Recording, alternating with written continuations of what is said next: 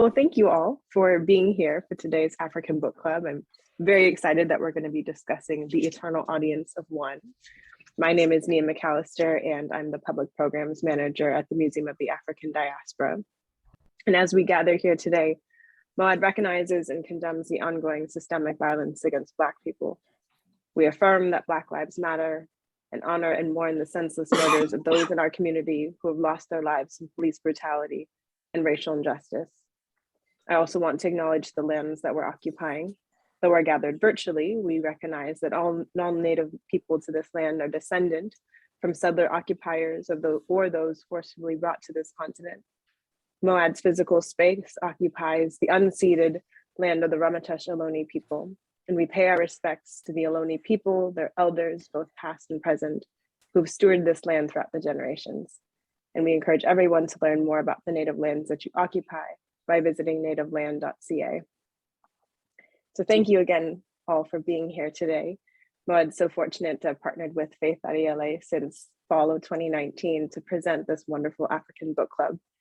And so in the last year and a half, we've taken it virtual and have really had all the joys of expanding our community, having our authors be a part of these conversations. And so we're really appreciative of the space and all of you who continually participate in it. So as I mentioned at the beginning, today we'll be discussing The Eternal Audience of One by Rémy Ngamije.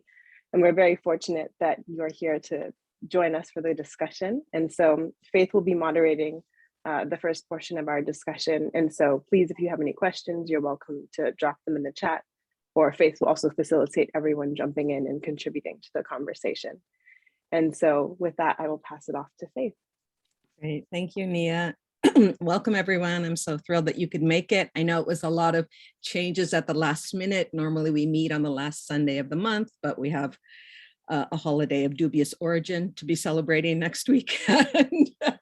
And then we shifted earlier to accommodate our author being here. So we are a smaller group than usual, which is a kind of lovely opportunity for us to be able to really speak closely one-on-one. So I'm not going to be facilitating as much as, as I have in previous times when we have larger groups. You should feel free to drop questions in the chat, which Rémy can choose for himself, or unmute. So it should be, pretty free form. I think just because I know it's late in Namibia, I don't want to keep you really late. So I think we'll dispense with the introduction. Everybody knows who you are, but I would love it if you, first of all, I'd love to welcome you. Thank you so much for coming. And I'd love it if you could maybe just read a little bit for us, because this book is so hilarious and has so many fantastic voices that I really want to hear a little bit of it out loud, because we were dying as we were reading. So wonderful. You're muted. You say it's late in Namibia like I've got something interesting to do on Monday tomorrow. What I'm gonna do is wake up and wonder why the heck I'm still here. And that's my full-time job. I thought you'd be going to the club. That's everyone's, what? I am a lot older. So all the clubs got shut down in COVID. It's just mosquitoes roaming the streets, mosquitoes and dust, a lot of dust. So it's November over here. We don't have a spring, so we just go straight into summer. So it's hot over here. Windhoek is slowly picking up life after like about 2 years of like very harsh lockdown. So the national mood is very low energy, if you want to call it that. We're still figuring out where the trajectory of our lives is going. I'll read. You know what, you guys, I wasn't expecting to read. So let me run and get this copy of this book that you want me to read. Let me get it. That's hilarious.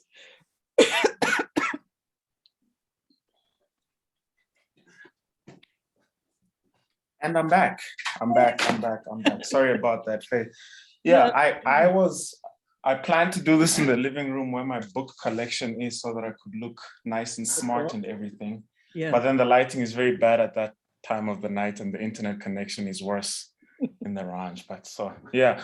Do you have a part you'd like me to read, Faith? Or what were you? Nia, do you have one? There's too many. I know, don't have right? it prepared.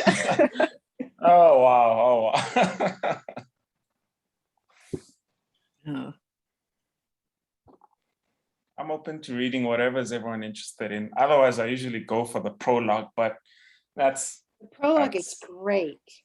That would be good. yeah, but it's like I But love it's like it's like what's so expected. Somebody hit me with something that I haven't read before. What about the I'm fight? I'm willing to. What about the fight with Andrew? Okay, good. This is wonderful. So you've all read it. So I'll go straight to it. That would be chapter. Let me go to page. Let me find this page. The fight with Andrew. It's a very good choice. No one's ever asked me to read that before. So do you want me to go as the fight is building up, or do you want me to start on page 334 where the fight has happened already? I think getting ready for it. Getting ready for it. Okay, cool. That would be on page, that will be on page 3, a little bit of 318 and 319. Am I correct? Yeah. So just after they're playing this game 30 seconds. 30 seconds, I presume, is like the American version of Taboo. I think that's the one where you get people to say the name of the thing without telling them what it is or saying the name and stuff like that. I think you have a game called Taboo, yeah? Or 20 Yeah, questions. yeah, excellent. Okay, cool. So that's what this game is like. And this is really how you decide who your friend's life partner is gonna be. Like when they're lame at like 30 seconds, you don't want to be friends with these people, because we play a lot of 30 seconds out here. And like when you don't know things, especially in my family, like we let you know that you don't know. And then you must stay in your not knowingness until you know. So we grew up in a very, very competitive household where like general knowledge stuff like this was like taken personally. But just generally and socially, 30 seconds, just to let you know, is one of those wonderful party games that's very popular here in South Africa and Namibia. And so it's almost like the go-to game for like house parties or friendly meetings or whatever, because, you know, it's just, I don't know, it's a weird, it's something that happens here a lot. Like people meet and then there's like 30 seconds. So this is not a fictional situation, because it does happen a lot. So I'll read 318, just after 318. And Silmarie looked at Seraphim and said, "What Andrew is to the High Lords, this country is to Africa." Seraphim screamed, "Madagascar," and jumped out of his seat, arms stretched out to either side like a certain all-conquering Highbury hero. Bianca jumped up to join him. Richard moved his team's checker to the end zone for no other reason but to see it there. Then he and Silmarie were pulled into their team's jumping huddle. Everyone else sat back in their seats and looked on. Some people laughed. Declan and Troy made their way to the kitchen to refill their drinks. Tara said, "Okay, guys, calm down. It's just a game." To this statement, Godwin said, "Yeah, right." Seraphim ran to the balcony's railing and stood on the bottom rung and shouted he was the king of the world. Adewale said, "I hate losing to this guy." "Me too," said Byron. Bjorn crossed his arms and sulked. Yassine, whose team trailed everyone else's, was the only one who saw the narrowing of eyes from Andrew's quarter. When the volume of the celebrations had been dumbed down somewhat, Andrew looked at Silmarie and said, "What's that supposed to mean?" "What does what mean?" she asked. "Madagascar." "It's just a joke." "Clearly, I want to know what it means." "It doesn't mean anything." Andrew turned his attention to Seraphim. "I said I want to know what it fucking means." His voice leapt out of him and stilled everyone on the balcony. "Really, Drew?" Seraphim said quietly. "It's a dumb joke." "Fuck you and your dumb jokes. Individually or together?" asked the first Seraphim. "I think you'll have to choose one," said the second, "and then you'll have to pray you can get it up." Andrew stood from his chair, face flushed. Things were being added in his head. His eyes darted from Silmarie to Seraphim and back again, unsure where to direct his anger. Fuck you both. You're biting off more than you can chew, Andrew, replied the second seraphim. Again. Guys, Richard said, chill. Really, said James, you're being foolish. I don't know, hey, Bianca said, I kind of like a little awkward. Just me? Okay, sorry. Richard turned to Seraphim. Dude, let it go, please. Seraphim took a deep breath. He turned to Richard. I'm cool. He turned to Andrew. Drew, I'm sorry. That was my bad. Andrew turned to Silmarie. She tried to hold his gaze, but failed. He looked down at her, silent, and said, really? Him? Something about the way Andrew asked the question, both pleading and resigned, made Bianca look from Seraphim to Silmarie and back again. Oh, she said. She was about to say something else, but then Andrew pinched the bridge of his nose and said, not quietly enough, of all the black guys. Godwin, James, huh? Yassine, what? Sat up in their chairs. Adewale leaned back in his. He believed it was his manifest destiny not to be caught in the middle of a punch-up, especially when he was dressed for everything but combat. Bianca crossed her legs. Silmarie kept her eyes on Seraphim. Everyone else looked on. Rich, Seraphim says, you need to get your white boy. I have a name, Andrew said, turning to face Seraphim once more. And I'll use it when you start manifesting individual personality, said Seraphim. Andrew threw himself at Seraphim. Sarah, and there the chapter ends. Thank you so much. That was no one's ever asked me to read that before, and it's I'm always, yeah, that was wonderful. Thank you for choosing it. It's a section of the work that really I enjoyed writing. As soon as I saw that parenthetical with the what and the I was like, oh yeah. Oh, yeah. Which I just love, the whole kind of oral nature of it. It's so fantastic. So thank you for reading. Thank you. Thank you. Thank you for selecting. My pleasure.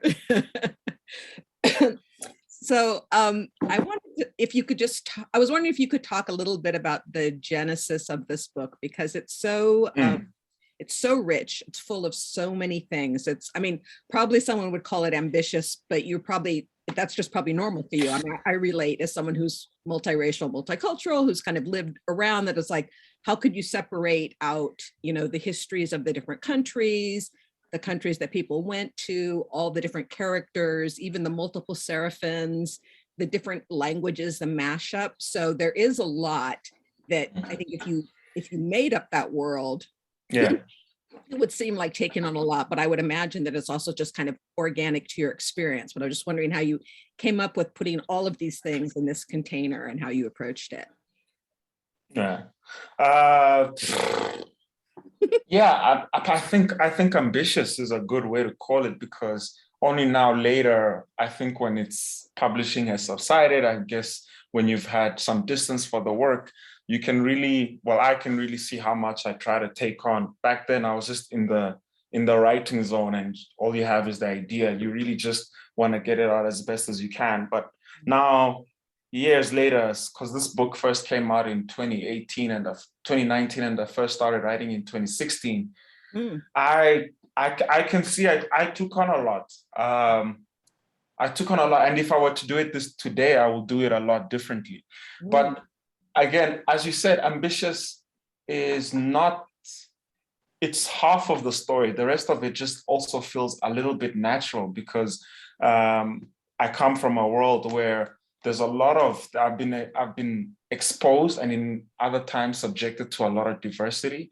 I've moved around in my personal life. My family has moved around, we've migrated around the continent. And a lot of friends and a lot of people who've also moved around, sometimes voluntarily, sometimes involuntarily. I sometimes have situations in Namibia that are so absurd, I look around for like a camera, because I'm like, they must be recording me now, because there's no way this just happened. And I think everybody in their heads has the devil on your left shoulder and the angel on your right. I'm sure everyone has had those is it insecure moments when you're rapping in front of the mirror and other versions of you show up to like give you wisdom and advice? I think everybody has that in their heads. But how this came to me was in 2007 when I was in university. I really wanted to write a novel, and I wanted, or rather not a novel, I wanted to tell a story. And Seraphine's voice was the very first one that came about because I was living in Cape Town at the time, and you know, his voice would always flow around in my head, like whenever incidences of, you know, silent or sly racism will pop up, I'd be like, I know how this guy would respond to this situation, or I can see this becoming a plot point in a story. But I really didn't know at the time because, you know, I was studying engineering at the time. And I was just like, I don't know how the heck I'm going to do this, but not engineering. Well, I was supposed to get into engineering, but I didn't get into engineering. So I did like construction management and quantity surveying with the intention of changing to civil engineering my second year. That never happened because in July that year, I decided to change to humanities, do English and law in my second year. And I really did that shift with one of the, not a public goal, but like, not a very big one, but one of the compass points was I wanted to change my academic focus because I really wanted to go into writing, but I never knew how. And this story floated with me all the way through my undergrad because strangely enough, English literature in undergrad was spent reading a lot of very boring books, not writing. So I finished and I didn't know how to write this thing, but it was still, yeah, no, I think I'm down with Charles Dickens, guys. I think we should put that man to rest. Yeah, no. There's a lot of writers we need to put to rest. But we'll talk about that later. So I finished this degree and I still didn't know how to write this novel, and the notebooks and the journals that I was keeping at the time were becoming voluminous. There were a lot of notes, there were a lot of quips, there were a lot of lines that I was writing down, and I still didn't know how to do it. This happened all the way into my law school as well, believe it or not. I finished law school still not knowing how the heck I was gonna write this thing. And then in 2016, frustration built up. By then I changed careers a couple of times. I'd worked in advertising, I worked in marketing. I was working in high school at the time. I was teaching English to a bunch of feral and savage grade 8s and grade 9s, these unwashed, unschooled heathens. I was indoctrinating in the ways of storytelling. And man, it was, I cannot lie to you and say that was like one of the best experiences, because in seeing these kids struggle with the art of storytelling, with basic communication, writing, reading, it sort of like put me back and realized as a storyteller, I was, even though I was a lot older than them, it was like, well, when are you going to tell your story? Because I was encouraging these kids to just write whatever the heck they wanted. They were all writing these very, very terrible essays and stories that I'm like, well, I presume you're used to having teachers who say this is how you can write, but I'm interested in hearing about what is on your mind, what is on your heart. And so I realized there was like a moment of dishonesty on my part because I was asking them to do something that I'd never done. And so in July 2016, I sat down and I just started from the beginning. I did an outline of what was going to happen, the 3 acts in the story, chapter by chapter, breaking down into bullet points. And then I started as best as I could, just from start to end, because I had no other manual. I'd never written anything longer than 10,000 words at that point. And so it was literally what you're seeing in front of this book is literally a manifesto to myself about like how I got through this thing. That was how I navigated just from start to end. And then, you know, the Seraphins were never really a plot point in the story, but I realized that when I was writing it, it just sort of happened. And then we're like, ooh, let's go with this. A lot of things in the story just happened. They sort of like materialized as bridges to plot points that I didn't envision. And then a lot of the story was problem solving. You know, the 3 acts was a way to keep myself focused on the work. The outline was a way to provide myself with like milestones or route markers. But some of the stuff just, you know, it spilled out because I think when you're in the zone, wonderful things happen in the story. But yeah, that's how it happened. That's fascinating. I love that. I love that. We're doing the feral unwashed. Yeah. Oh, this kid's a Children. savage, bro. This kid's a savage. This kid's they're heathens, Philistines. And I remember I walked the first time I walked into the class, and yeah, they were all like, first of all, they were all very shocked that I was young. Yeah. Because they're all used to having older teachers. I mean, even when I was taught, teachers were like generally older, and I was young, and I was telling them about music that they were surprised that I knew. And I was like, guys, I'm only old enough to be your older brother. Like, please show me some respect.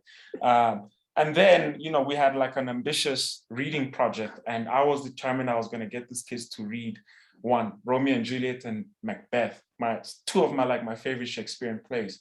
But also there was a reason for that, because these plays are so old, they are like open source, so they're like the material that are really accessible here. There was no way I was going to read Oliver Twist and Great Expectations, like, not again. No way. No, I was just like, no, thank you. Because, you know, Charles Dickens has been haunting me my entire life.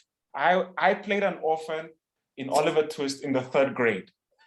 And I was just like, and then I had to read Great Expectations in grade 9. Then I had to read Bleak House in like grade 12. Then I had to read Tale of Two Cities in like, I think university or something. And I was just like, by the end of like my undergrad, I was like, we need to let this man die a quiet death, because I'm just tired of Charles Dickens. Like he's been following my entire life. So when I was teaching, I was like, this cannot happen. This cannot happen. And so that's how.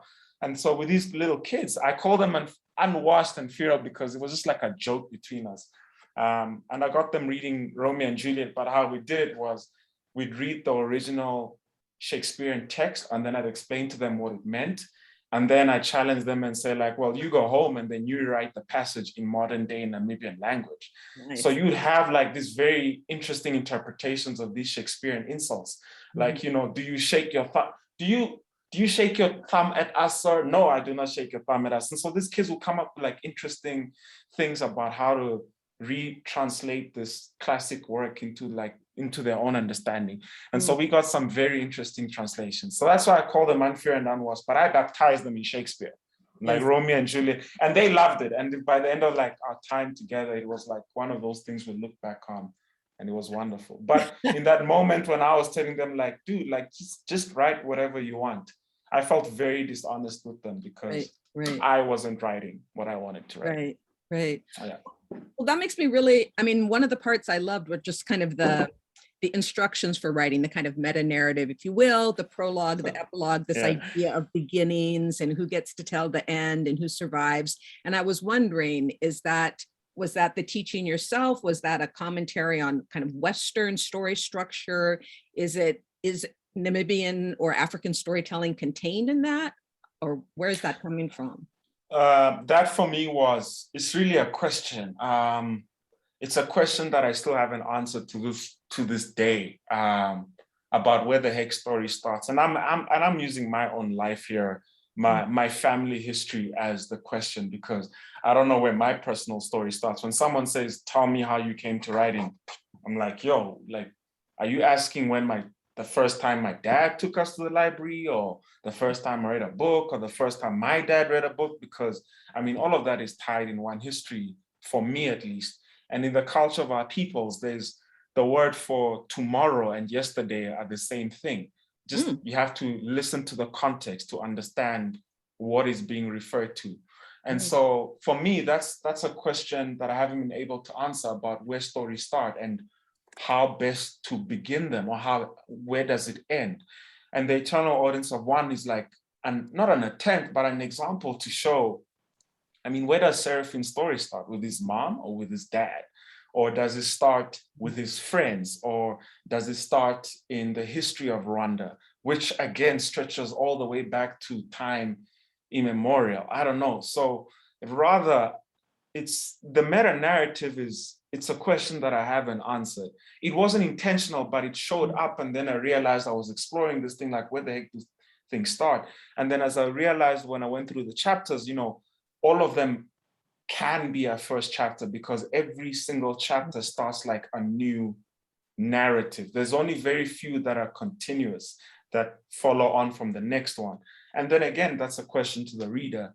where does the story start and where does it end? Because I'm not very sure. And Jesus, I wrote the damn thing, but I'm still not sure. I'm still not sure. But that mirror narrative with African literature, it's also a challenge in our reading and our writing, because we are very subjected to this Western way of understanding, like once upon a time in a kingdom far, far away. And some of our stories don't start that way. Some of them start in the beginning, not in the beginning, they start in the middle. And so there are ways in our oral tradition that let you know that the events in this story have already been happening, and we're just picking up the thread here. There are many cultures around the continent where there's an oral storytelling tradition where it always starts like, it often sounds like gossip, like this is how it was told to me and this is how I'm gonna tell it. That basically says like, we don't know the source of this story, but this is how it came to me and this is how I'm gonna tell it. It's almost like the equivalent of like once upon a time in a kingdom far, far away. What do you mean once upon a time? And what do you mean which kingdom far, far away?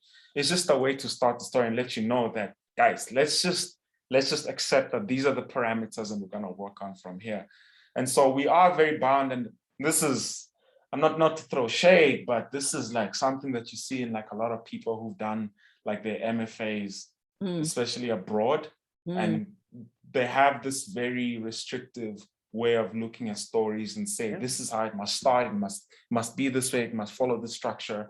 And a lot of us on the continent, we are questioning and we're challenging that. We're saying like, well, why? Just because somebody you didn't like in your Columbia MFA said this about your story, doesn't mean that you're gonna say this to us as a whole geographic region.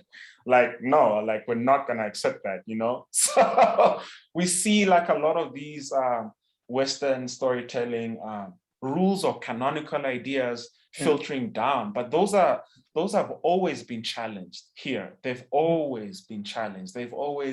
None of them have ever stuck. I think only the things that resonate across storytelling cultures actually stick. I think everyone is invested in characters that reflect them in some way. I think everybody loves a story that makes them think or laugh or cry or whatever. So those things resonate across culture, regardless of whether you're in Latin America or whether you're in Southeast Asia.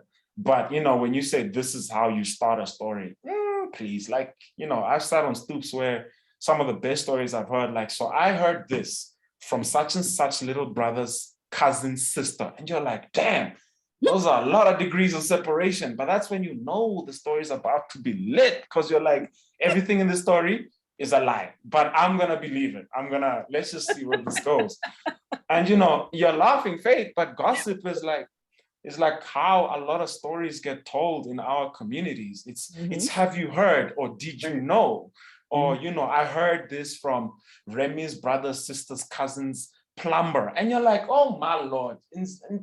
And that's storytelling. That's like the real raw storytelling.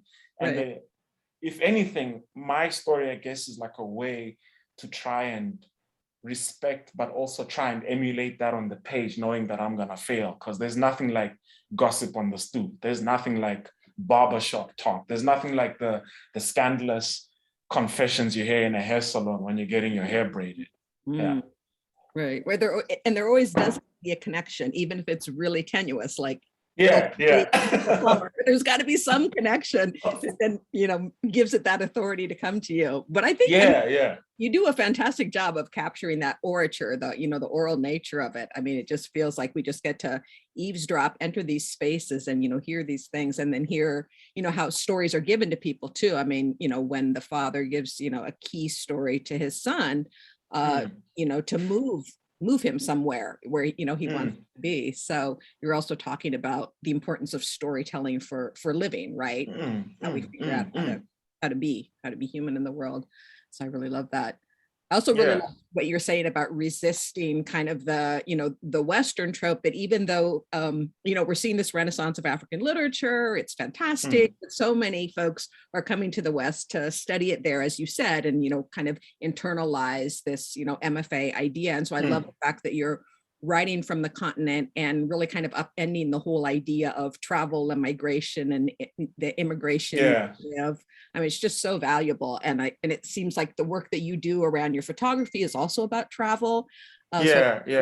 movement, migration? What is the search for home? What is migration? No, thanks so much for like highlighting all of those, Faith. I mean, like, those are not things that I intended, but like now that you said, I'm totally gonna take credit for them. Like, I'm totally gonna take. You'll suddenly hear another panel where I spit verbatim exactly what you just said, because it sounds very smart. So yes, I totally intended that. No, you know, there was, when I was writing this, there was a big boom in immigrant, what you call the immigrant novel, and there were like a lot of stories about people coming to the US, coming to America, and it was like a big thing. I think it was also triggered by like the Obama years, because y'all were still chasing this man for his birth certificate. So there was like a lot of things about coming to the US and trying to adapt and belonging there.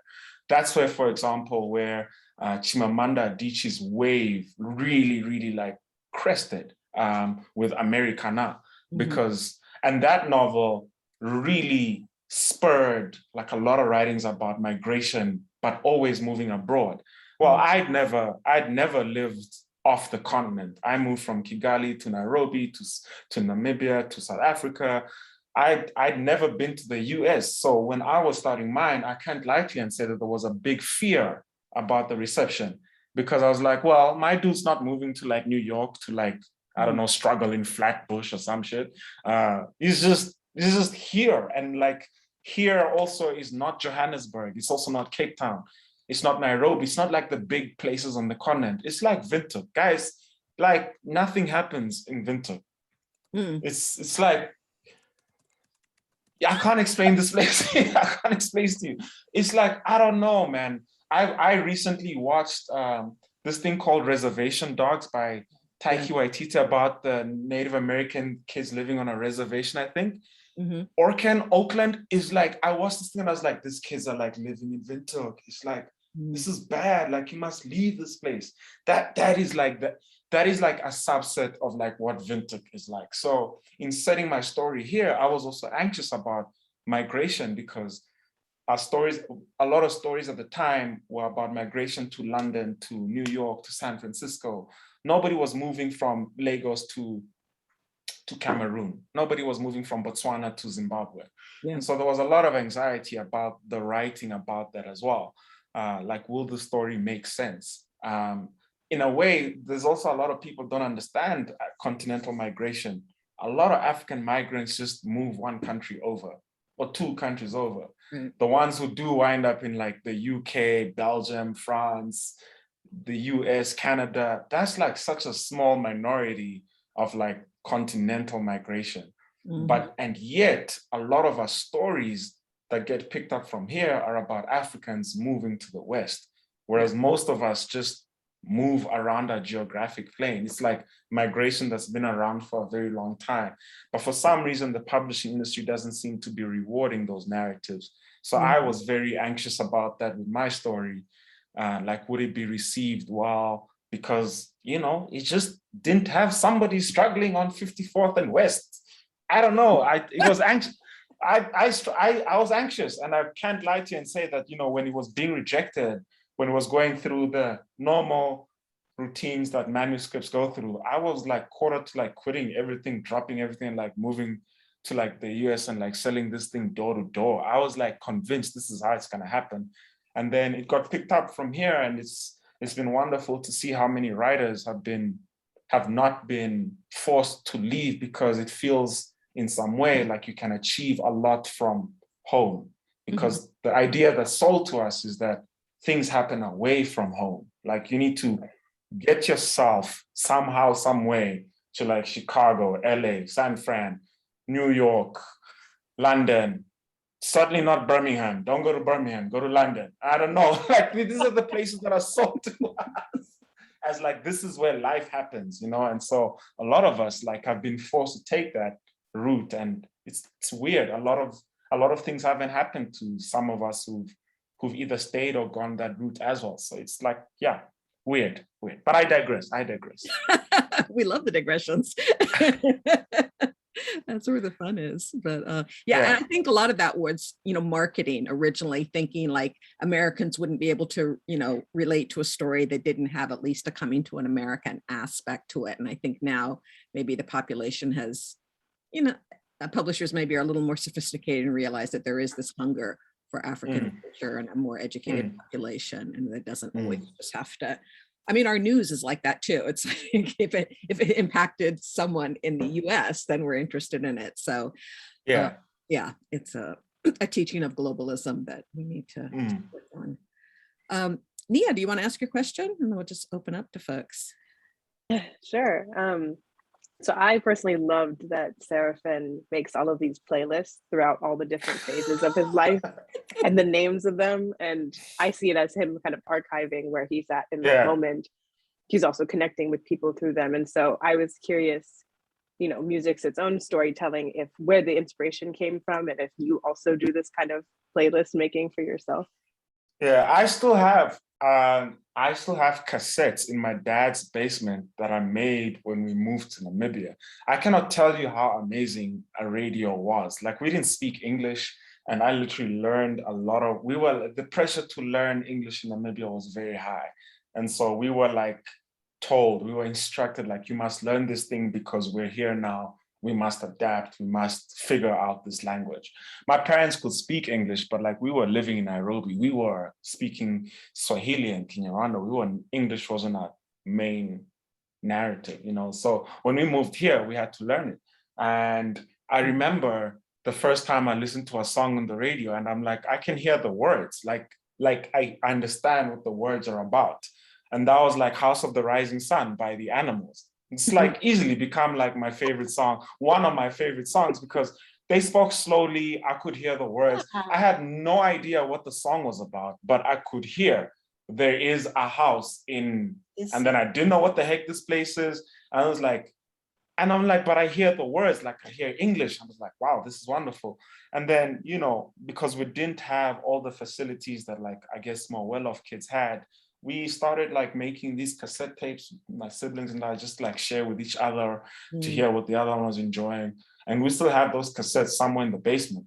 I still have the CDs that I made for like my Valentine's, like in high school. It's all like these cheesy compilations with like early, just before pop and rock fused, there was like this thing called like pop rock. Like, there's a lot of Vanessa Carlton on these things. There's a lot of Michelle Branch. Guys, I was in my fields, like in high school. And Avril Lavigne was mad popular at the time. And we were like burning CDs. These were like things like you traded on, like at school, just to hear what else someone else liked. This is also how you got music, like from other people. So like, CDs were like a very privileged thing to have. And then, there were all of these like ways to like make CDs extend. You could burn like MP3 CDs. I don't know whether you remember those, like 200 and something tracks on it. It was fire. Like, we traded these things. That's how we built like our music collections, because our internet was terrible. So like, things like LimeWire or Napster or whatever, those things didn't work out here. Like, maybe had like one kid who lived in like in the suburbs who like had decent internet. He like download this stuff for everybody, but I still have all those playlists. Every computer I've migrated to, I've moved my music library, and those playlists have come with me. And it's weird, man. Like, I can listen right now to like some that I composed when I was like 18 or 19, and you're like, wow, bro, like, was your life as hard as your playlist? Because like, I'm looking at your 19-year-old life, and I'm like, all your parents wanted you to do was come home at a decent hour and do the dishes. Like, why is this shit so dark? Like, just like, oh my gosh. I made playlists like I was paying taxes, and I'm like, I'm paying taxes now, and I feel like I'm happier than I was at like 18 or 19. But again, maybe it was like puberty and hormones and wanting to leave Windhoek, and how teenagers are. But music is a big thing, and it's a big thing for us here because a lot of us grew around the radio. You'd phone in for radio and say, yo, this goes out to Faith. I'd like to send her DMX, whatever. This was something that we did, and we all listened to the radio, specific radio stations at particular hours, because that's when people would call in. And And then you like, you send songs to like the girl that you liked or whatever, and then they'd like butcher her name on air, and then she'd be pissed off because she didn't hear who it was for.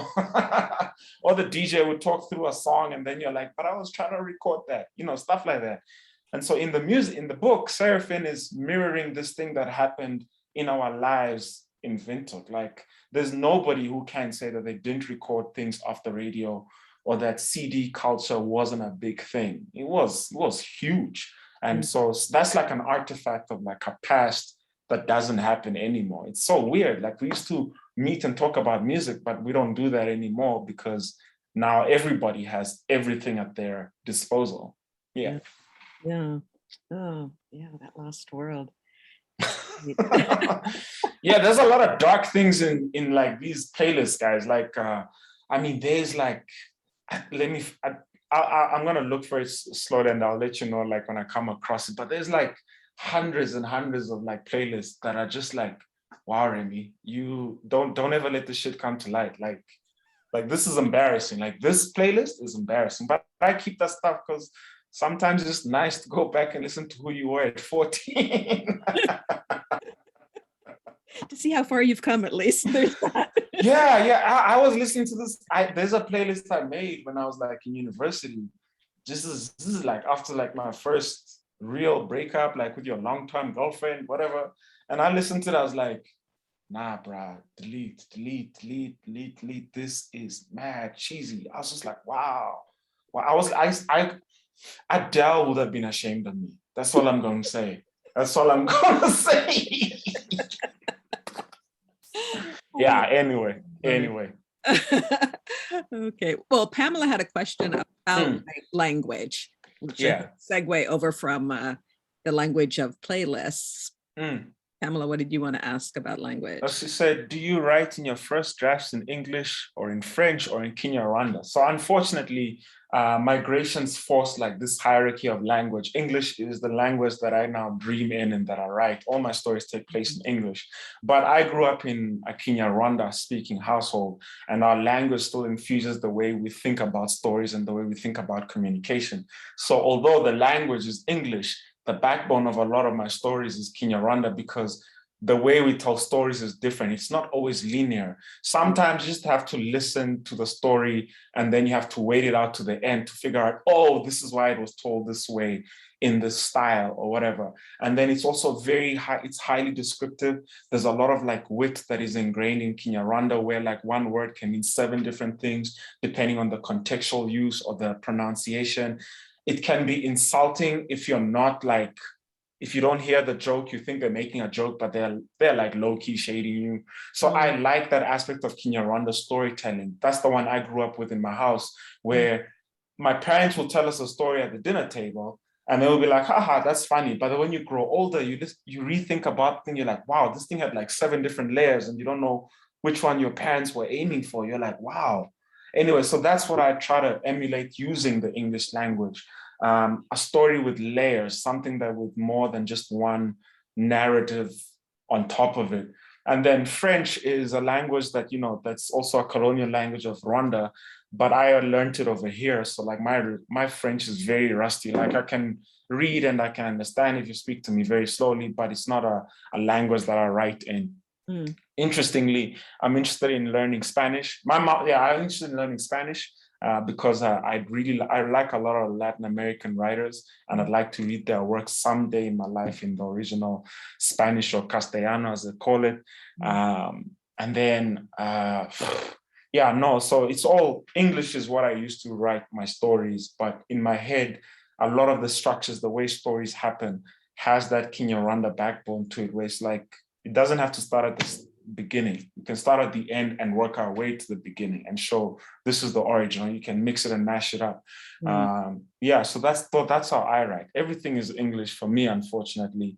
And Kinyarwanda is slowly dying out in our family. My sisters, so you can see like we're 4 siblings, and based on duration, without a community to keep a language alive, it becomes very hard to continue speaking it. So my dad, who is the only living parent that we now have, he's like the archive of our family history and the language. My sister is fluent in Kinyarwanda. She can both speak and write it. I can speak and I struggle to write. My younger brother is, it's touch and go. It's touch and go. And then my youngest brother, it's like, nah. But then also you can see across our family the degrees of adaptation. My youngest brother can speak English and Afrikaans, which is a Namibian language. Like he's borderline, like he's Namibian, I think. And then my younger brother, the one who follows me, is sort of like a little less Namibian. And then as you go up the sibling hierarchy, my sister is just not, I don't think she's even adapted remotely to this place, but she's also spent a lot of time living in Germany. Mm-hmm. And then I'm here and I'm the one like at odds with this place. I mean, you've read my prologue, like.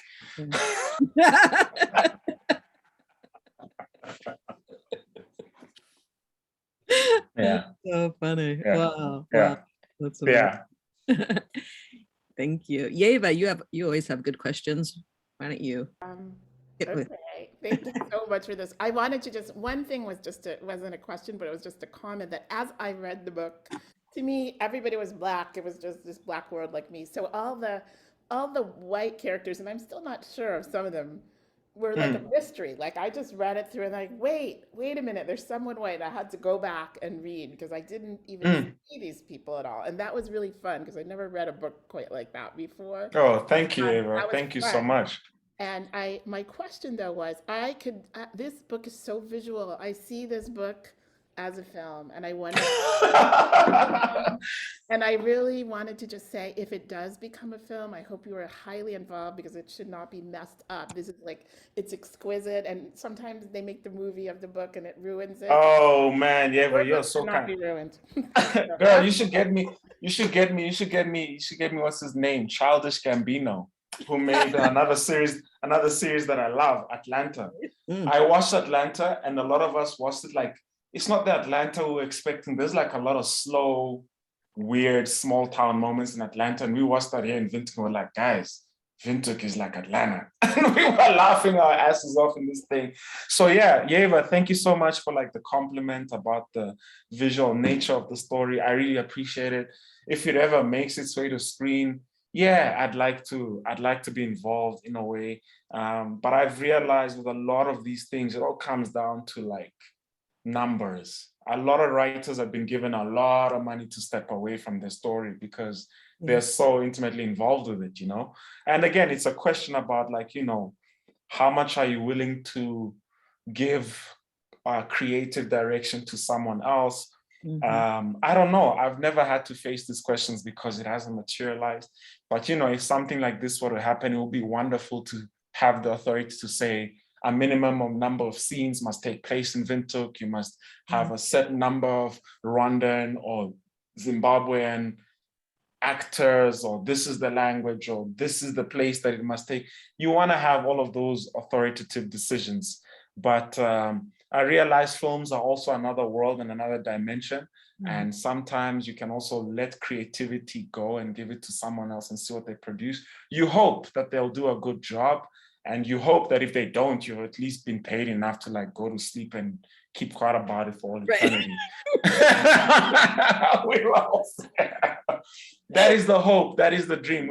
I don't know. But should it ever make to screen? I don't know. I'd like to make a cameo, like just a 1 minute dash across the screen and then bow out. Grabbing that money and going. But a lot of us do dream about on the continent because there are a lot of stories here. You know, I'll put it, after watching Reservation Dogs on like Atlanta, you would be surprised how many stories like that we have over here. Like they're the same, like the characters, word for word, like they exist here. And it's just a question of like gatekeeping and like whose stories get told and where they get put out. But I watched Reservation Dogs, when was it? Last night. I finished it last night. And that stuff is hilarious because like we as Namibian kids growing up, we felt like all of these res dogs. It's just, it's ridiculous, the similarities. And so should this ever make it to screen, I don't know. I hope they do it justice in some way. But we'll see. Yeah. Can you actually, we just need to keep Tyler Perry away from it. Keep Tyler Perry. You don't even have to worry. Yeah, who else? Oh, this, I don't want to throw a lot of shade because I'm trying to. Are we? You never know where. That's what's happening. No, we don't want to name names. You don't want to know where. I don't know where my paycheck's gonna come from. So that's the only one I know. Yeah, let's not name names at this point. But can you talk about what you're doing to kind of nurture storytelling? Because you're editor-in-chief of Namibia's only literary magazine, right? Yeah. I'm paying my sins. I'm paying for my sins against humanity when I was in advertising. Yeah, I was selling a lot of people a lot of loans they didn't need when I was like in advertising. So now I'm trying to sell them stories. Selling stories is hard. My gosh, I should go back to like selling loans. But Duk is a magazine that we started in 2019. And all it really does, its mission is to unearth Namibian stories, bring them to the world, and then also alongside publish African and African diaspora voices alongside each other so that you have this consciousness about who we are as a nation, but then also about who we are on the continent, but then also connecting to our consciousnesses elsewhere. I don't want this singular idea of what African literature is like.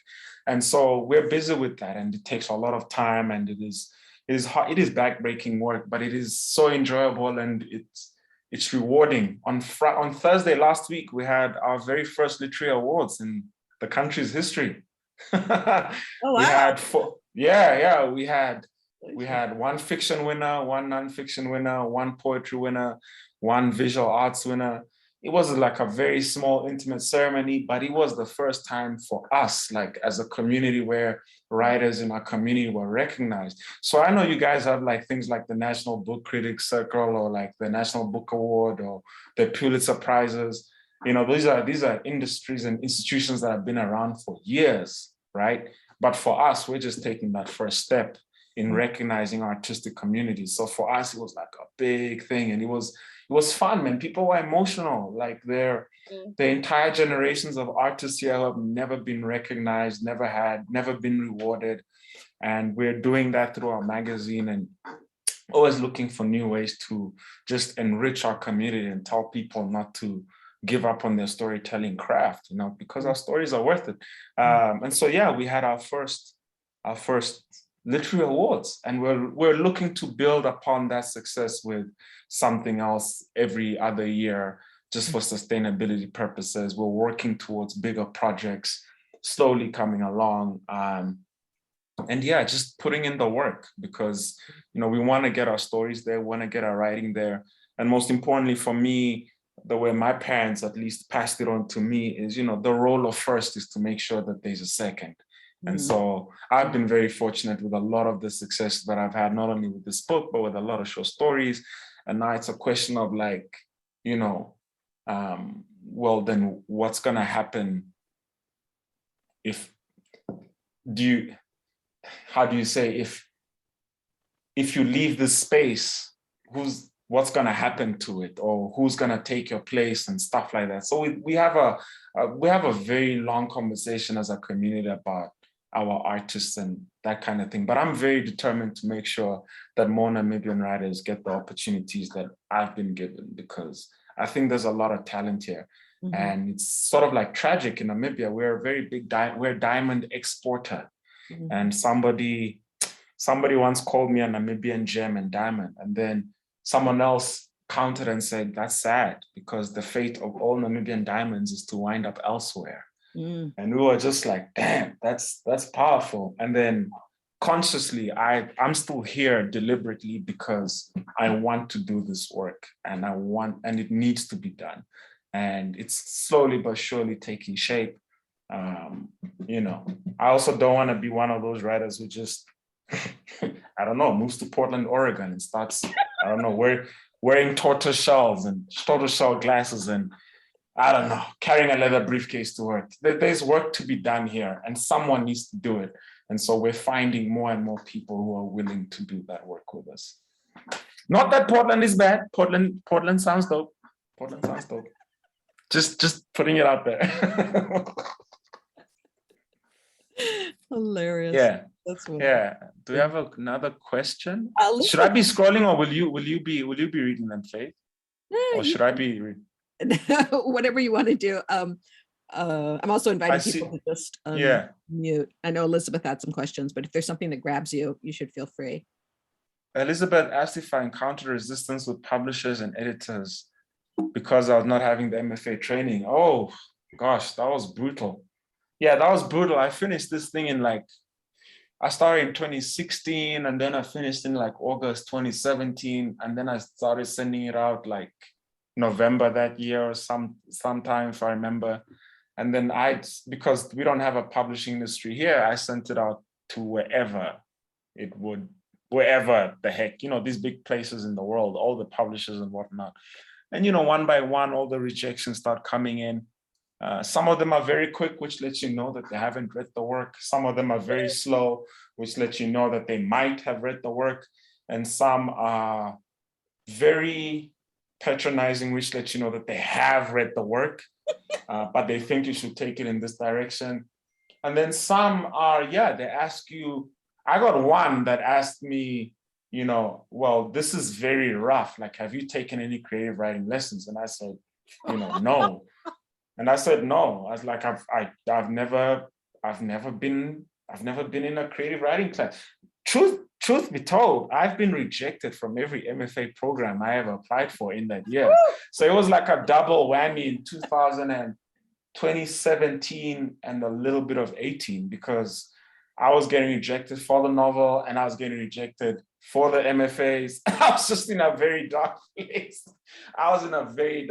And I remember when all the rejections started coming through, some of them straight up said we need more structure, or we want it to be this way. And I was like, and I looked at the advice and I'm like, are you giving me, some people send me tips and I'm like, did you send me Stephen King's 10 tips for writing? This dude hates adjectives. Come on, adjectives, guys. Who hates adjectives? Anyway, but these are a lot of the things that were sitting around in my inbox, and I was questioning myself, Jesus, is this what are we expected to write in a particular way or to conform to this type of style? Mm-hmm.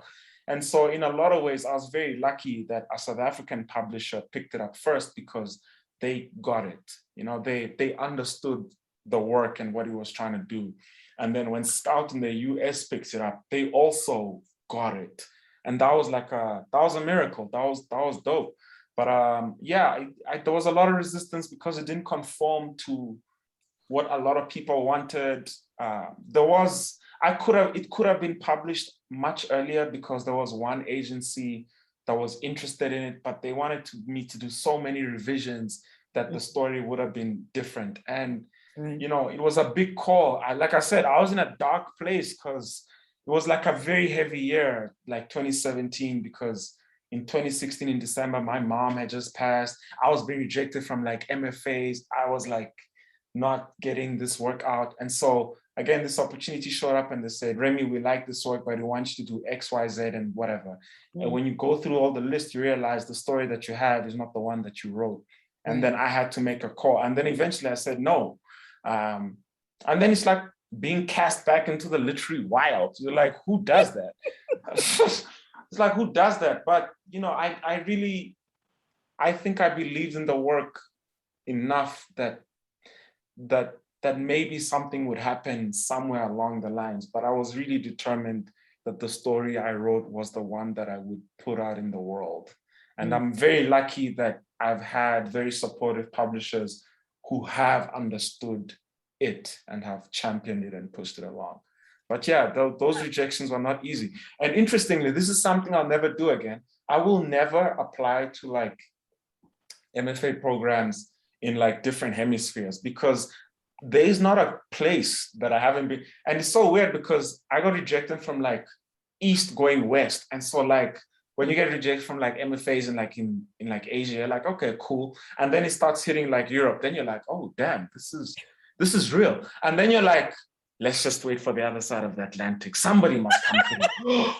Whoo! Then it starts hitting the eastern seaboard. Whoo! Then it just cha-cha-cha-cha. And you're like, nah, West Coast gotta come through. boom, silence. Just like, this sucks. But it was a tough time in my life. It was a very tough time in my life. That's hilarious. In retrospect, I'm sure. In retrospect, right. A lot of things are funny in the past. I think it's written in the book as well. Like things are so much funnier in the past. But because of the time difference, I would get the American emails like at 6 in the morning. And so I'm just like, on a Monday, I've got to go face this feral, unwashed grade 9s with like rejection in my heart. And I'm just like, that is so funny. I just say that I'm so glad that you persevered and that you didn't change your story, because the way it is so wonderful. Oh, thank you, Elizabeth. Thank you. And if all of those MFA programs lost. I know, now they're embarrassed. Now they're totally embarrassed. No. I'm sure they have. A lot of it at the time I took personally, but now I don't, because I realize, all of it is like human driven. It's like people make subjective choices about something.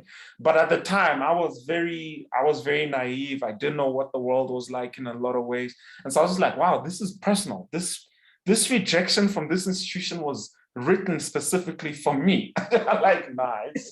So thank you, Elizabeth. I really do appreciate it. And this is not a knock against MFA programs. I think they're a wonderful institution, and I'm sure they have their advantages. I've just never been part of them, so I wouldn't know. Yeah. They pay my mortgage, so I'm. Yeah. girl, get it however you can, man. Get it however you can. I just have one quick follow-up question. Was there a Mr. Caffrey in your life? Was there a teacher that inspired you, or that? Yeah, there were a lot of Mr. You were Caffreys. a writer? Yeah, there are a lot of Mr. Caffreys, but Caffrey, I think, is like an amalgamation of like every single English teacher I have had since the 2nd grade. Every single one of my English teachers has encouraged me to not only read more, but they've encouraged me to write. A lot of teachers would bring me books, especially in early primary school when I started showing curiosity and promise. My librarians at the Vinton Public Library, they knew me and my siblings by name. They would keep books behind the counters out of circulation purely for us. Like, we were VIP people. Like, we just roll up to like the librarian. So we're like, do you have it? And be like, yeah, we were holding for you. That's how VIP me and my siblings were. But Mr. Caffrey is an amalgamation of like, I think all the people who have been kind to me in terms of English literary education, which is something that I think is very rare to have been as thoroughly and wholeheartedly as encouraged as I have been, all the way from the 2nd grade, all the way to my last day of high school. There is not one English teacher who's ever discouraged me from writing. There's not one teacher they've always been very supportive, recommending books, staying after school to like help you with something, because I was a very curious person. They were just incredibly supportive. And so I think Caffrey is a character that in the story, they do for Seraphine what I think a lot of teachers did for me. Like, especially with those after school English reading programs, where just like this amalgamation of like weird oddball kids would like show up. Those programs were absolutely incredible, and they don't exist anymore. Arts education, English literature education is being stripped out of like public schooling. It's only private schools that can afford this thing nowadays. And it's sad to see, but those programs were robust when I was young, and teachers, I think, still had energy and belief in the system. And yeah, a lot of people in my generation, especially young kids, especially a lot of immigrant kids, were supported very well with our literary education. And so Caffrey is like a homage to that, I think. Yeah. I think that, yeah. And also in a lot of ways, man, I wish I was that cool. Unfortunately, I wasn't, man. Like, man, you wish you were.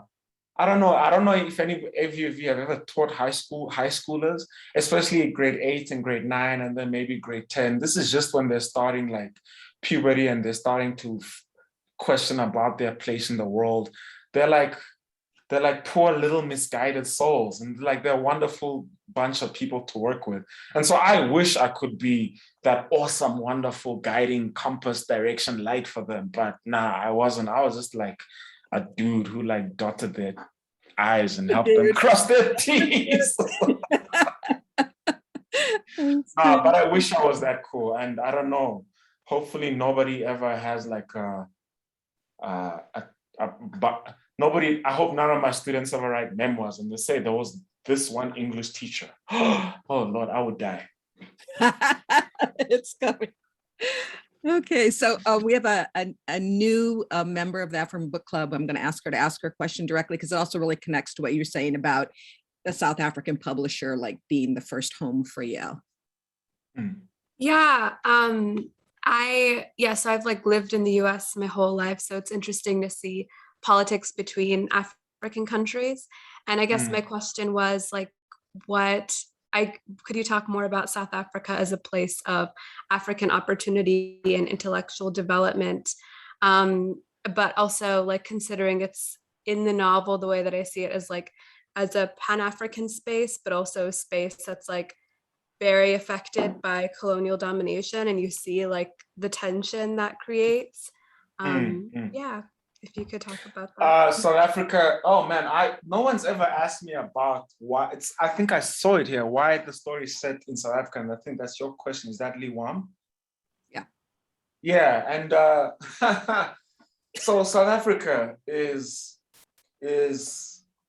like it sits on this weird, maybe because of its political history, it occupies this space where it is like the model that is held up for continental development. And South Africans have this very elevated sense of themselves. They really do believe, I think they fundamentally believe that they're better off than every other African country. And that is an out and out pure lie. South Africa has any problem you have in Lagos, you're going to have in South Africa. Any problem you have in Windhoek, you're going to have there. And so there's a sort of like, they really, I think the continent knows that South Africa as a country and as a community, they think of themselves just a little bit. So, you know, the narrative is that Africa is like a third world continent. And South Africans, a lot of the ones that I've met, I'm like, oh no, we're second world. We're just one up. And I'm like, your country's a favela, fam. It is a favela. Like they have long extended power outages that nobody ever speaks about. And you know, we're like, we don't have that shit in Windhoek. Like, come on, like I got lights on right now. Like you don't have that. So South Africa is really marketed as this place of opportunity, even though it faces the exact problems every other country on the continent faces. And that marketing, that intense diasporic pull ways, like everybody's like, let's move to Joburg or Cape Town. It's also, those things work out in pretty much the same way, like for immigrants who might move to the US. Some will make it and a lot will not. Unfortunately, the narrative that is being sold to a lot of people is that everything is paradise across the border. It isn't. And I think there's an unwillingness to discuss just the ways in which a lot of our countries are actually quite similar to each other. A lot of, you know, South Africa is the loudest voice one of the loudest voices in the continent. It is certainly the loudest and the biggest economic player in the South African region where I live. But they have a lot of problems. As a place of intellectual space or development, that could be said for any country on the continent, because every country in Africa has a university where there are professors, you know, but South Africa, for example, because of its strong economy, for example, will be better able to push its narrative. It's got better advertisers and marketers. And so that is something that has to be factored in. As a place of opportunity, yes, but as a place of hardship, that is most certain. That is out and out the most xenophobic place I have ever been to. And I thought Windhoek was xenophobic. Like South Africa is the most anti-Black African place that I know. Like it's ridiculous the way it is out there. But that's something that nobody talks about. The things that, you know, the Rwandan family in the book talk about how there's a difference between immigrants, expats, foreigners, and refugees. that is dialed to 1,000 in South Africa. It's extreme. Like, everybody has a problem with Zimbabwean migrants, but nobody has a problem with like Germans, like just coming in. Nobody's got a problem with that. So those problems are like dialed to like 1,000 across the border. In setting the story in South Africa, it felt natural for me for this migration of this character to move to South Africa, because that is also a place that has deeply affected me, not only as a person, but as a writer. I've read a lot of South African literature, and Cape Town in particular was a city that lends itself to storytelling as a geographic place. It isn't bland. It's got all of these inequalities, all of this complicated history, all of this color, all of this proximity to the ocean. I don't know. As a city, it really does lend itself to storytelling. And so I knew if I wanted to tell the story, that it certainly would take place in South Africa and in some way touch on the issues that South Africa faces. But I also was aware that it is not my place to interrogate them exhaustively, because there are other writers in South Africa who are doing that. And so it was important to leave that space for them. But, I am a shader of note. Some things had to be like stated, like just point blank as they were. And yeah, I've been on some panels where I've been asked, like, why did you describe this place in this way? And I'm like, because that's how it is. Like, I'm like, no, it's totally better than you describe. I'm like, really, for who? And so there are those types of things. I mean, there's a line, there's a chapter that starts with like, the United States of America is like the place is what I think it says it's ruled by like advertising. This season is brought by that, and this minute, there's like a lot of shade thrown around in this book. And so there was a lot of things that were unsavory that were spoken about South Africa as a regional neighbor, as it is experienced in the story. But none of those things were untruths, and none of them were meant in an unkind way. There are things that are coming out in their own literature, and there are things that we're experiencing as Namibia, because Namibia has a very tight colonial history with South Africa because of apartheid, because of South Africa's attempted annexation of the country, because of regional history. So we're tied very close together.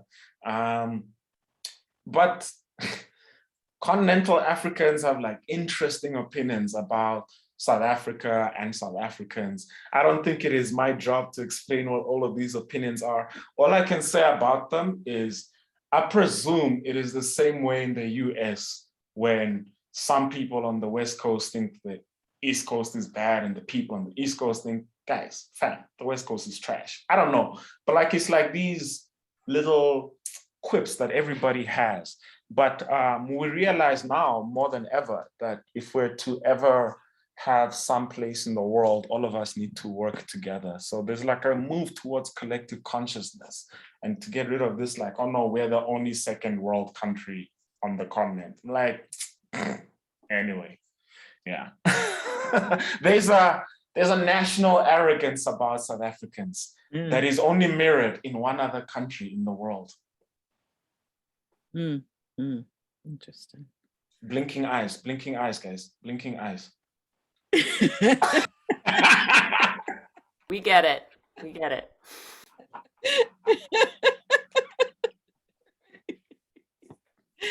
Oh my Okay. goodness. Yeah. Okay, is there any last question? We have kept this man for what? Late into the Nah, it's over an all hour. good. It's all good. It's all good. As well as I think, yeah, American exceptionalism. So South African has South African exceptionalism as well. Yeah, so they have a very, very big sense of South African exceptionalism. But I think any country that is trying to build itself up and make itself into what you call a global voice or something will have a big sense of exceptionalism about them. But a little humility goes a long way. Not a here. little humility goes a long way. I've got a question. I just love all this Yeah. brilliant shade you've been throwing at people. I'm just so American, it's embarrassing. But Where are you from, Michelle? Buffalo, New York. Okay. American. Okay. That's real. but it's like being from, I wouldn't say Windhoek, but it's no. There's nothing like being from Windhoek. Please do not insult the good city of Buffalo. One of my friends was there. He was the New York Times foreign correspondent, and he liked Windhoek. Is he still alive? Unfortunately not. He had a bad heart, but he was there in 91 or 2. Yeah. Blah. But have you ever thought of living in the US for a brief time just to see? My friend, ridiculous we all are. No. There's nobody. Let me tell you what, there's nobody on this continent who has not thought about living elsewhere for a time. And there's certainly in that population, there's nobody who hasn't thought about moving to the US for a particular amount of time. I grew up in like the MJ era of like sports. Like I love this game. When NBA was like, I love this game. I wanted to move to Chicago just because of that man. Like I knew nothing about Chicago, but I was very ready to move to wherever Michael Jordan was. Obviously, as I grew older, you realize there's like a lot of problems everywhere. And even now you're aware like the problems that happen that you're experiencing in your country are not going to necessarily be better elsewhere. But I am incredibly curious and fascinated by the US because of the literature. I mean, you guys have a very literary history, but you have other things going for you. So I've always been interested in the US. I've always dreamed about traveling to the US. I would like to see, for example, like New Orleans. I'm just curious about this place, New Orleans. I'm curious about New York. I mean, like, who isn't curious about New York? Like, who wouldn't want to visit New York? I have friends living in the US all over the map, and I'd like to visit them because I am curious about American culture as it is experienced on the ground, not just what that's projected on television. So yeah, at some point, I would like to travel and see it for myself rather than like experience it through other people's eyes. The only thing I know for sure is I am not visiting any towns named after biblical towns. So like Bethlehem, Texas. Ooh, Jebra. Savannah. Right. No. I'm definitely with you. Well, your book was great and hilarious. It really had me. And I just loved your take on Cape Town, where I've been for all of 2 weeks.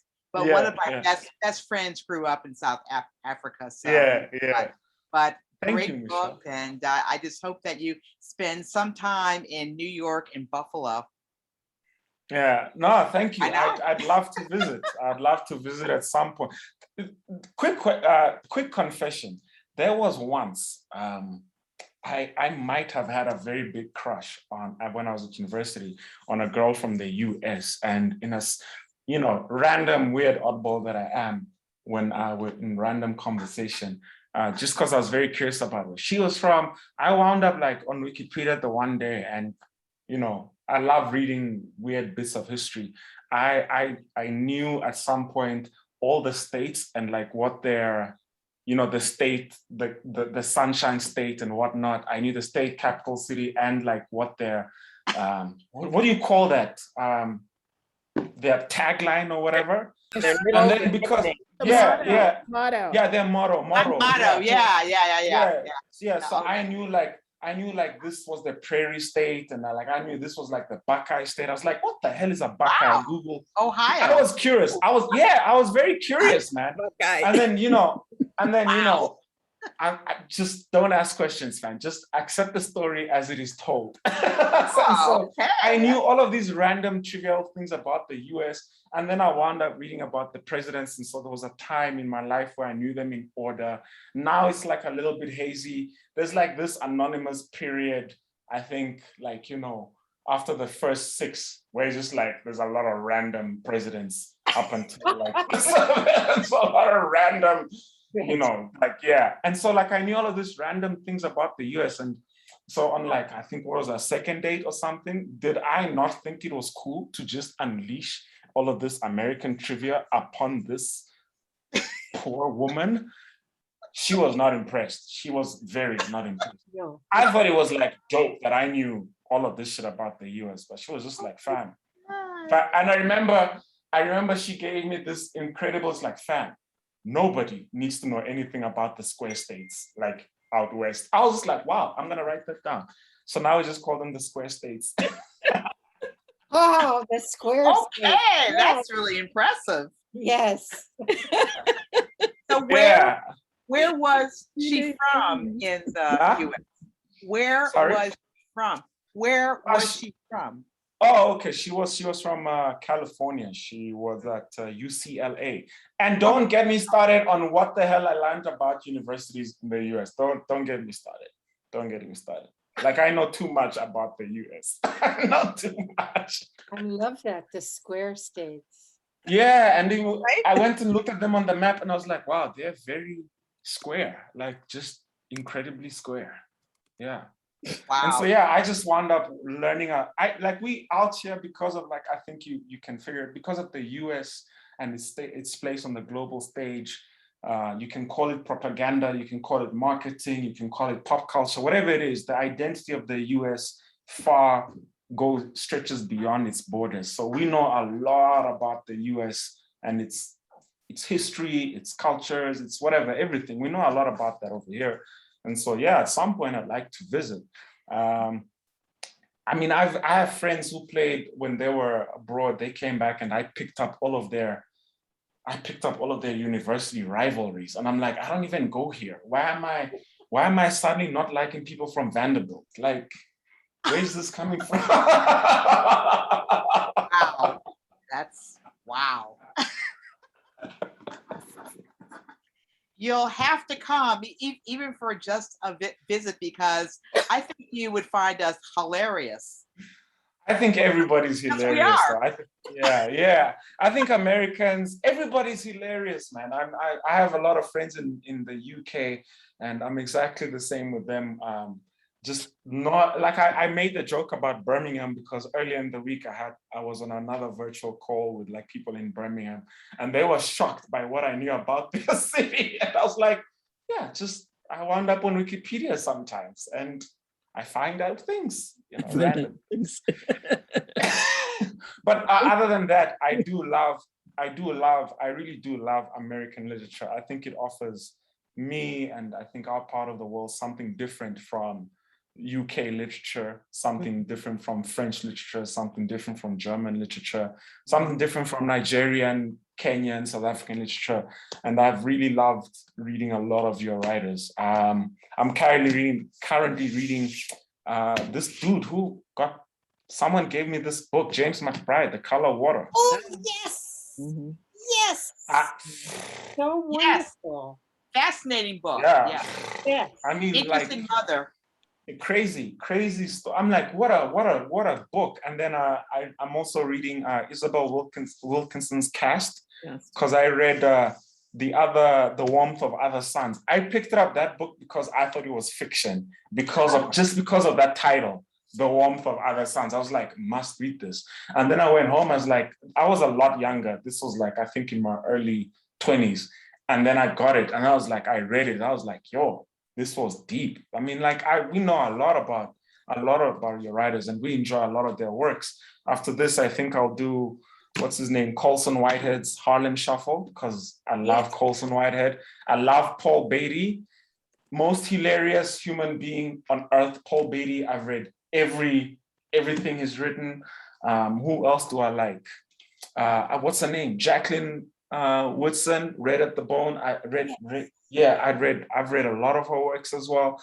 I mean, Tony's like a figure that you cannot avoid not reading. So we've read a lot of Toni Morrison. Actually, Toni Morrison was the only reason I stuck out like my English literature degree, because I was just like, it was like Dickens and Toni. I was like, can I be in the Toni stream? Because I've had enough of Dickens. Yeah, so we know a lot of about a lot of literature, because a lot of American literature is in a lot of ways canonical. The only thing that I cannot endorse, absolutely cannot endorse, is Moby Dick. Same category is Dickens. Bury him. Ooh, Melville. Ooh, whoa, Lord. Oh, Melville, and I think all of those. There was a period of like American history just producing like nature narratives. So like The Call of the Wild, I was just like, guys, like leave the wolves alone. Like just Yeah. those things were for us. We receive those things very differently over here. A lot of nature narratives have this terrible feeling of colonialism for us here. Yes. So we feel like, guys, maybe just leave the wolves alone. So we have a different relationship to those kinds of things. But Moby Dick I remember it was prescribed work also once upon a time. And I was just like, I looked at this book, I was like, well, we already paid for this damn degree, might as well read this thing. Jack London, Park Mall Boulevard. Yeah, it's where I am right now. Everything is called Jack London. I'm not quite sure why. Oh dear. I'm in the woods. Yes. Everything's Jack London. He had an estate there. Oh, did he? Okay, we're like, okay. Yeah. So we know a lot of your books are very influential. A lot of your writers are very influential over here, and so we like them. There's this young cat, Nana Kwame J. Brenya, who wrote Friday Black, who was on tour in Cape Town, and I met him over there. He was so well received here because a lot of the things that he writes about in his work play out on a daily basis over here.